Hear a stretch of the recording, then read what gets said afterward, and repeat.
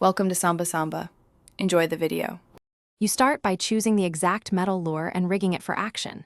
Pick a weight that reaches the strike zone. Once done, attach a split ring and a sharp hook so the lure swims freely. Make sure to use a leader if toothy fish or abrasion is likely, and tighten knots to prevent failure.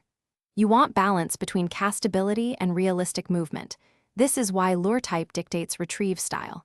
So begin casting as soon as rigged. Feel the lure's action and adjust weight or hook if it's off.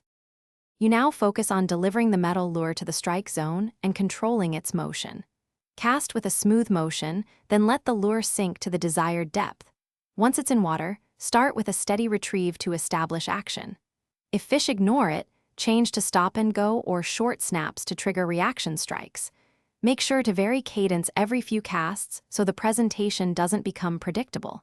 You should feel vibration or fluttering. Adjust retrieve speed to match the lure's intended wobble and the fish's mood. You finish by converting strikes into landed fish and fixing problems when they arise. When you feel a strike, reel down quickly and drive the rod to set the hook.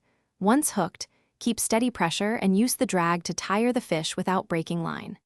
If fish keep dropping hooks, inspect and sharpen or replace hooks, check split rings, and confirm the lure's action in the water. If the lure doesn't move correctly, change weight or tweak retrieve style.